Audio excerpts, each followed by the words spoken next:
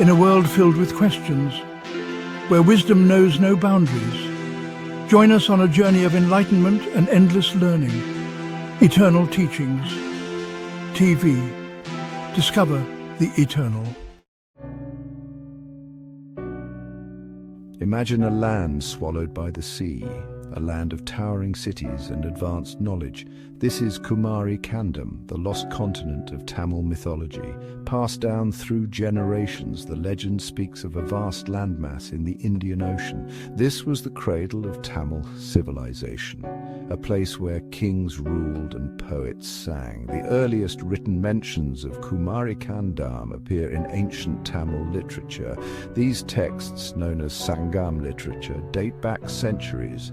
They offer glimpses into a bygone era, a time when this lost continent flourished.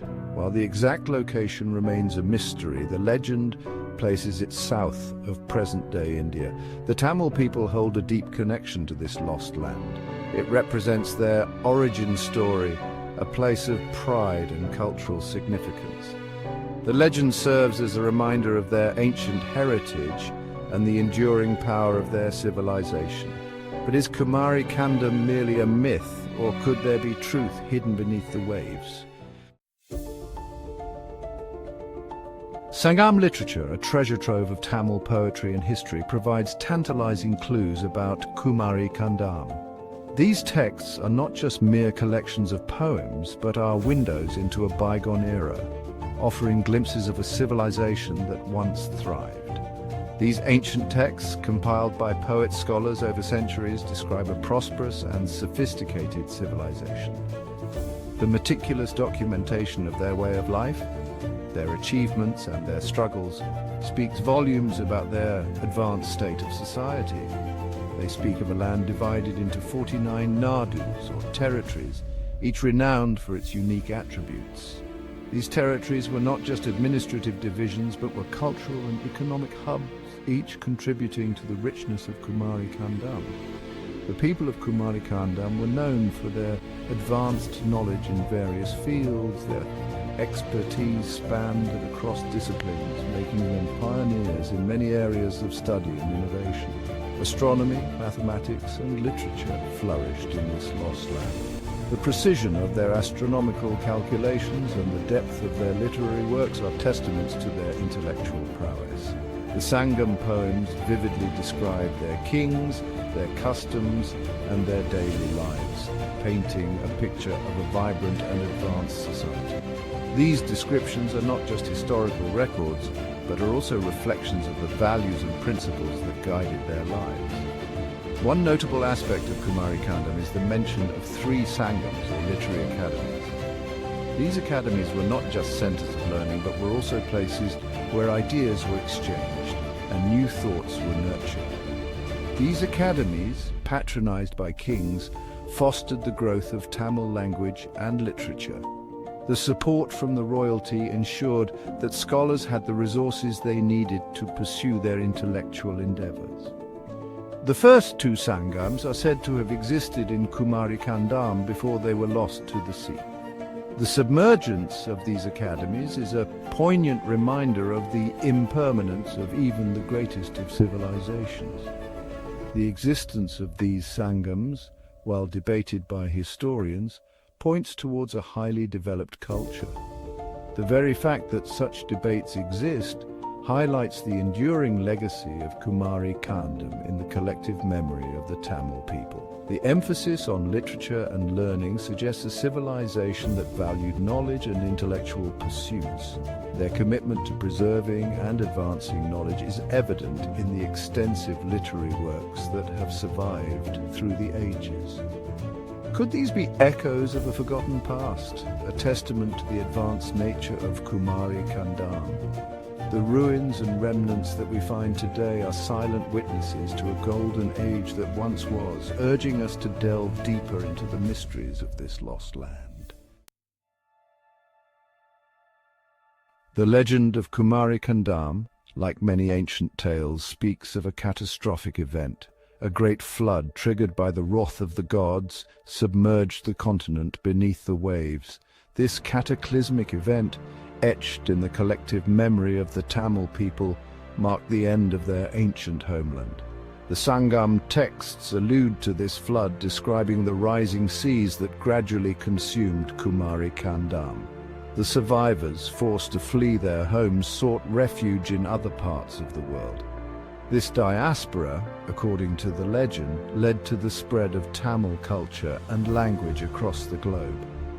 The flood narrative resonates deeply with the human experience, mirroring similar tales found in cultures worldwide. The story of a lost paradise destroyed by a natural disaster speaks to our shared vulnerabilities and the enduring power of nature. The flood, whether a literal event or a metaphorical representation of a gradual decline, serves as a pivotal moment in the Kumari Kandam narrative.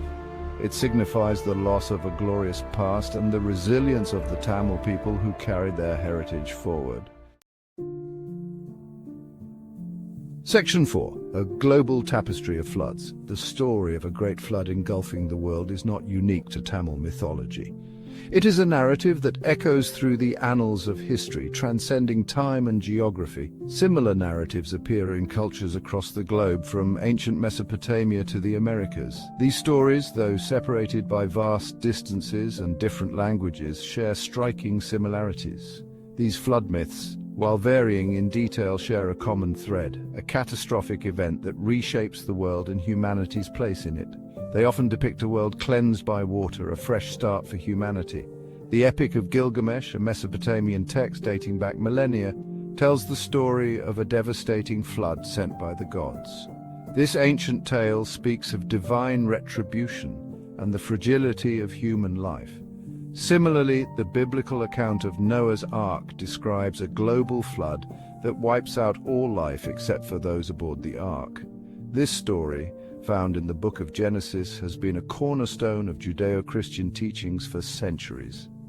These narratives, like the legend of Kumari Kandam, reflect a universal fascination with floods as symbols of destruction and renewal. They serve as metaphors for the cyclical nature of life and the possibility of rebirth after devastation. The prevalence of flood myths across diverse cultures raises intriguing questions about their origins. Are these stories purely mythological, or do they have roots in actual historical events? Could these stories be based on real events, perhaps exaggerated and mythologized over time? Archaeologists and historians continue to explore this possibility, seeking evidence in ancient texts and geological records. Or do they represent a shared human experience of facing natural disasters and seeking meaning in the face of adversity? Floods, after all, are among the most common and devastating natural disasters affecting communities worldwide. The similarities between these flood narratives, despite geographical and cultural differences, highlight a common human experience. They remind us that, regardless of where we come from, we all share a deep connection to the natural world and its forces. They reflect our shared fascination with the power of nature and the enduring quest to understand our place in the cosmos. These stories, passed down through generations, continue to captivate our imaginations and inspire us to ponder the mysteries of our world. As we face the challenges of a changing climate today, these ancient flood myths take on new relevance. They serve as a reminder of the enduring power of nature and the resilience of the human spirit in the face of overwhelming odds. In the end, these stories are not just about destruction, but also about survival, hope, and the unbreakable bond between humanity and the natural world. They teach us that no matter how great the flood, there is always the possibility of renewal and a new beginning. Section 5. The Earth's shifting canvas. To understand the possibility of a lost continent, we must turn to the science of plate tectonics. This field of study reveals the dynamic nature of our planet's surface, which is far from being a static, unchanging entity. The Earth's crust is not a static entity, but rather a dynamic puzzle of plates in constant motion. These tectonic plates, which make up the Earth's outer shell, are in perpetual movement, driven by forces deep within the planet. Over millions of years, these plates collide, separate and slide past each other, shaping the continents and oceans we know today. This continuous movement has led to the formation and reformation of the Earth's surface, creating mountains, valleys, and ocean basins. The theory of continental drift, proposed by Alfred Wegener in the early 20th century, revolutionized our understanding of Earth's history. Wegener's groundbreaking idea suggested that the continents were not fixed in place but had drifted across the globe over geological time. Wegener argued that the continents were once joined together in a supercontinent called Pangaea, which gradually broke apart and drifted to their present locations. This concept of a supercontinent provided a new framework for understanding the geological and fossil records. The movement of tectonic plates can lead to the formation of new land masses or the submergence of existing ones. Volcanic activity, for instance, can create new islands, while tectonic shifts can cause land to sink beneath the sea. Volcanic eruptions, earthquakes, and gradual erosion contribute to the ever-changing landscape of our planet.